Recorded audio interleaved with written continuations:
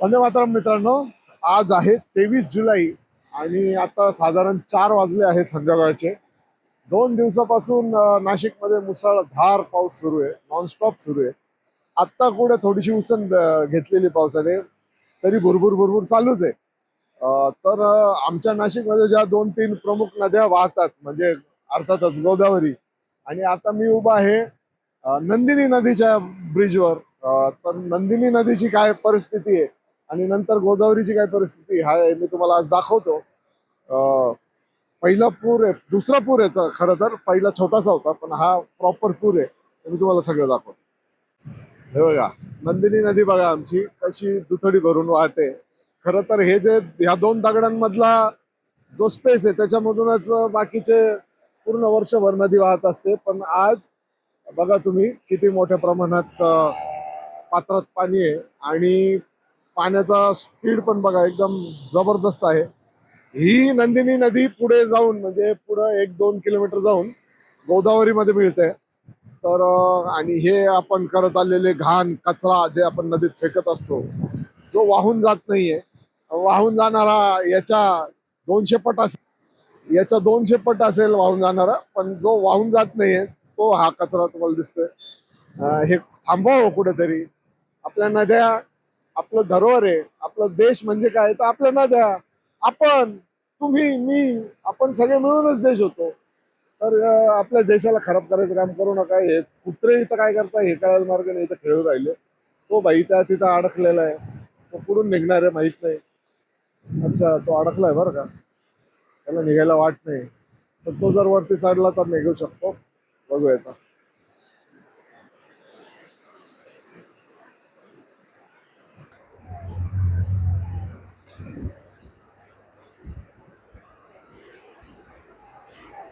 मित्रांनो, तुम्ही इथं बघू शकता गोदावरीचा प्रवाह. आता मी गोदावरीच्या रामवाडीच्या ब्रिजवर आहे. हा रामवाडीचा ब्रिज आहे. हे समोर मी माझ्या मागील एका व्हिडिओमध्ये दाखवलं होतं, गारपुरे घाटाचा एक व्हिडिओ होता. आणि प्रवाह बघा किती मोठ्या प्रमाणात आहे. वारं बऱ्यापैकी सुरू आहे आणि नदीचे जे काठ आहे ते एकदम म्हणजे अजून जर थोडंसं पाणी वाढलं तर हे आजूबाजूचे सगळे घरं पाण्यामध्ये जातील. इथं ह्या बाजूला तुम्हाला दाखवतो.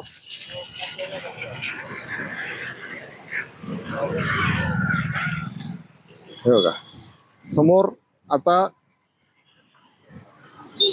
समोर ही नदी जाते आणि पुढं विक्टोरिया ब्रिज आहे आणि त्याच्यानंतर रामकुंड परिसर आहे. तिथं पण जाण्याचा प्रयत्न करू आपण. पण आपण बघत आहे गोदावरी कशी दुथडी भरून वाहते. एकदम जबरदस्त स्पीडने आणि एकदम प्रवाह जबरदस्त आहे. आणि नाशिक महानगरपालिकेचं पण अभिनंदन करतो की तुम्हाला काहीच नाही करावं लागलं. आई गोदावरीनी तिचं स्वतःचं पात्र कसं स्वच्छ करायचं तिला चांगलं माहिती आहे.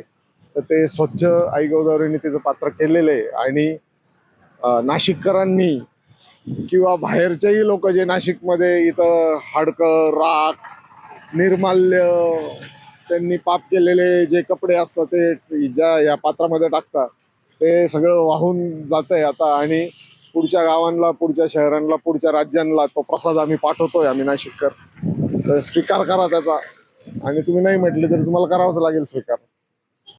मित्रांनो, तर आता आपण पोहोचलो आहे विक्टोरिया ब्रिजवर आणि आपण बघू शकतो नाशिककर किती मोठ्या प्रमाणामध्ये इथं जमलेले आहे. इथून इथून पुराची परिस्थिती बघण्यासाठी त्यांची तडफड सुरू आहे. आणि इथं अनेक मीडिया कर्मी देखील उपस्थित आहेत. आपण बघू शकतो मीडियावाले इथं उपस्थित आहे. त्याचबरोबर पोलीस प्रशासन, महानगरपालिकेचं प्रशासन इथं उपस्थित आहे. खाली कशाची आग लागली तर हे बघा, हे आहे आपल्या रामकुंडाची परिस्थिती आता.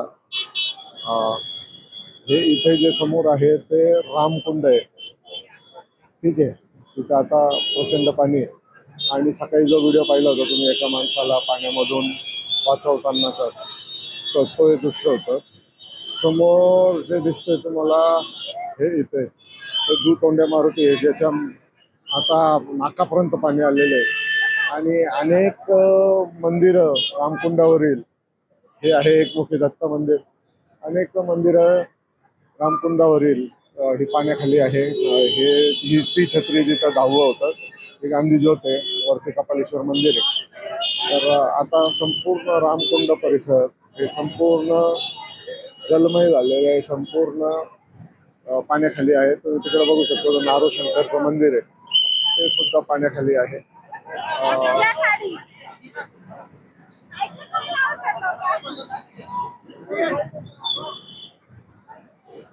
अनेकांना पोलीस प्रशासन विनंती करतंय की इथं तुम्ही थांबू नका, सेफ नाहीये. ते त्यांची ड्युटी करताय. हे दादा म्हणताय काठी घ्या काठी घ्या. तर हे पण काय दिल्ली सारखे काठी घेऊन लोकांना मारणार आहे का काय? हे बघा परत. आता मी थोडस पुढे जाऊन पण तुम्हाला गोदावरीचं दृश्य दाखवण्याचा प्रयत्न करतो.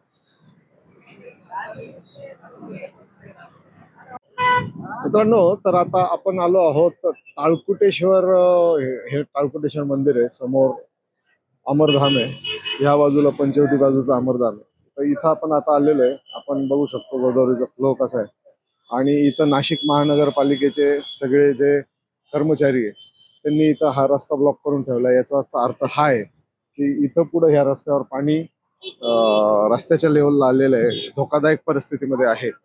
त्यामुळे तो रस्ता ब्लॉक करण्यात आलेला आहे. आणि इथं तुम्ही डोळ्याने बघू शकता कचरा बघा कसा वाहून चाललाय. हा म्हणजे एवढ्या पूर परिस्थितीत सुद्धा कोणाला तरी सुचलं की आपण आपली घाण जी आहे आपण ह्या गोदावरी नदीत फेकली पाहिजे. तर असे कमालचे लोक आहे आपल्याकडे. तर बघा किती जबरदस्त असतो. टाळकुटेश्वर मंदिर जे आहे ते पूर्ण पाण्याखाली गेलेले आहे. हे बघा, पूर्ण पाण्याखाली गेलेले आहे मंदिर. म्हणजे आता मंदिरात जाणं अशक्य आहे.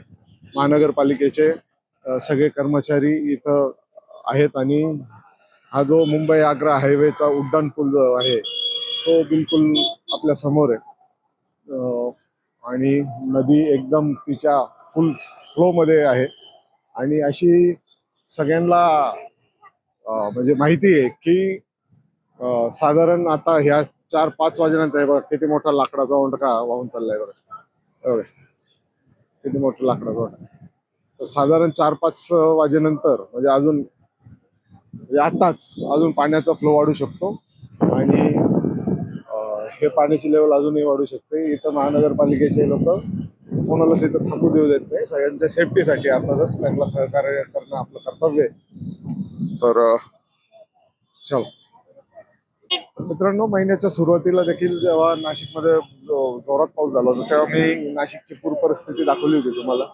त्याच्यापेक्षा आज पूर परिस्थिती जास्त मोठ्या प्रमाणात आहे.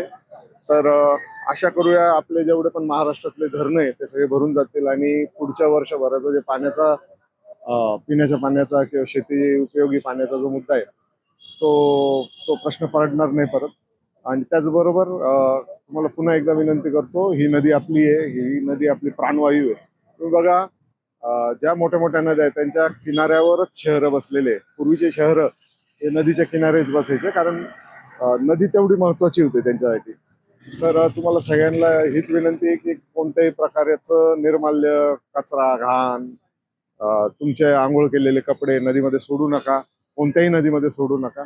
आपल्या नद्यांना, आपल्या पर्यावरणाला, आपल्या झाडांना वाचवणं हे आपलं कर्तव्य आहे. तर ते कर्तव्य पार पाडा. काय म्हणता भाऊ? काही नाही, आलो पूर बघायला. हे लोक जे नदीमध्ये निर्माल्य फेकतात, हाडकं फेकतात, राख फेकतात, चुकीच आहे ना ते. चुकीच आहे, एकदम चुकीच. आताच एक मोठं भलं मोठं गटोडं वाहून चाललो. जर आपल्या सख्या आई बापाचं राख हाडकं आपण आपल्या ग्लासभर पाण्यामध्ये टाकून विरुद्ध असं हलवून पिऊ नाही शकत. पिऊ शकते ना. आपण पिऊ शकतो का? मग पिऊ शकते. म्हणजे आईने जन्म दिलाय आपल्याला. हा, त्यांची राख ग्लास मध्ये टाकून पिऊ शकते. हलायचं, प्यायचं. समजा पिऊ शकते ना आपण. हा, तुम्ही मला पहिले भेटले की जे म्हणतात मी पिऊ शकतो, मी तर नाही पिऊ शकत. कसं आहे, आणि मी कमीत कमी दुसऱ्याला नाही पाजू शकत. आईने आपल्याला जन्म ते दिले. ठीक आहे, ते ठीक आहे, ते मान्यच आहे. तिचं ऋण आपण जिंदगीभर नाही भेटू, पण ते आपण राख टाकून नाही पिऊ शकतो, असं माझं मत. हा, राग टाकून किंवा आपण पिऊ शकते नाही, किंवा गंगेमध्ये किंवा दुसऱ्यालाही पाजू नाही शकत. नाही, दुसऱ्याला पाजू शकते नाही. रामकुंडावरती आपण विसर्जन करू शकते बा त्याला असं. हा, हा. तर व्हिडिओ आवडला असेल तर नक्की लाईक करा. माझं काही चुकत असेल तर सूचना मांडा, माझ्यावर ओरडा, काही अडचण नाही. पण आपल्या नद्या साफ ठेवा.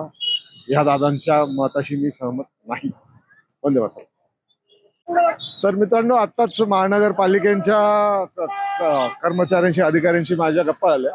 तर आत्ता जो गोदावरीचा फ्लो आहे ना, तो साधारण 3,500 क्युसेक ह्या वेगाने चालू आहे. आणि थोड्याच वेळात हा स्पीड साधारण 5,000 6,000 क्युसेक स्पीडनी पण होऊ शकतो. म्हणजे आता जी पातळी आपल्या नदीची आहे ती कमीत कमी एक 4-5 फुटाने देखील वाढू शकते. जो दुतोंडी मारुती आहे तो आत्ता नाकापर्यंत आहे त्याच्या पाणी, तर त्याच्या डोक्यावरती सुद्धा जाऊ शकतो. तर जे काठालगत ज्यांचे घर आहेत त्यांनी सावधानता पाळायची गरज आहे. आणि तसंच पुढचे जे चांदोरी, सायकेडा गावं आहेत त्यांनी पण सावधानता पाळण्याची गरज आहे. मित्रांनो, तुम्हाला जो शेवटचा मागचा शॉट दाखवला त्याच्यानंतर इतका जोरदार पाऊस झाला की घरापर्यंत येऊस्तर पूर्ण ओलं झालं. सगळे रस्ते, सगळ्या गल्ल्या नाशिकच्या पूर्णपणे तुडुंब पाण्याने वाहत आहे. तुम्ही बघू शकता सगळीकडे पाणी वगैरे आहे. एकदम जबरदस्त असा पाऊस सुरू आहे नाशिकमध्ये. आणि आता थोड्या वेळाने 1,500 क्युसेकनी पाणी पण वाढवणार आहे गोदावरीमध्ये. तर नदीकाठचे जे पण गाव असतील सगळ्यांनी सांभाळून राहा, स्वतःची काळजी घ्या. गरज असेल तरच घराच्या बाहेर निघा. चलो.